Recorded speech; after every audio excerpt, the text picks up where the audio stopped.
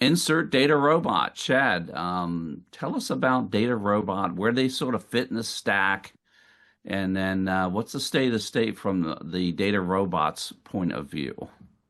Yeah, thank you, Luke. Great to be back on the show again. Yeah, the recent years have just had, a breathtaking progress in AI. I think we've all been amazed at what we've seen, maybe even commercially from LLMs, and now building those into generative solutions or even agentic solutions, right? Huge expansion and the opportunity for mission impact, but also exponential growth in technology solutions, right? And so, where Data Robot fits in that, to answer your question, Luke, we several years old company now, got our foundation in automated machine learning and machine learning operations.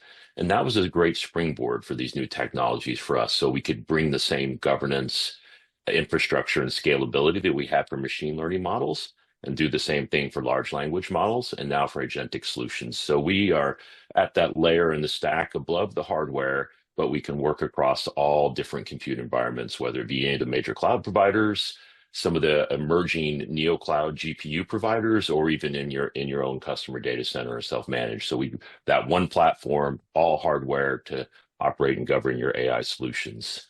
And from what we see with our work in the government, or frankly our work globally, I think the most successful organizations are really focused on building a cohesive approach that incorporates three things. One is the ability to do a rapid experimentation. You really want to have an environment that's safe for as many users as possible to experiment with ideas that won't get out in the wild, but but can test these opportunities and see which ones have a material opportunity. But you know that you can scale that quickly. So, for example, Office of Secretary of Defense's Advana is an environment we're in, working with a number of agencies across that environment as a great kind of play-bound experimentation place. And then to move from that to production, of course, you have to have a unified governance. And so I think the organizations who are moving quickly have thought through that ahead of time.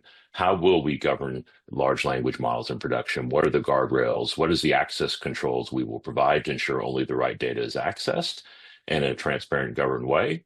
And last, you need to be able to take those two things and put them in production. So a unified solution, which starts with experimentation, has your governance built in, but can also scale to thousands of users, bringing those same guardrails with you, as well as access controls.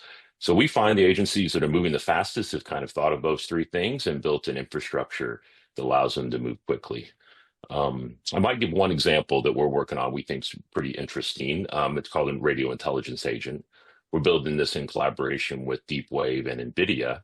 And the idea here is have an RF receiver with compute at the edge. So now not only is your receiver sending everything back, but your receiver's smart.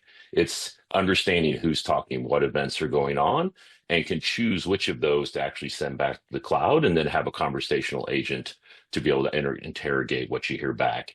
And to make that possible, you have to have all those things that started with rapid experimentation. We have the governance that's scalable. And then ultimately, something I'll talk about later, hopefully, is you need these fit for purpose models, a model of the right size that can operate on the chip at the edge, and then another model back in the cloud that can help process that information. And we see that as just one example of the many exciting solutions to come. No doubt.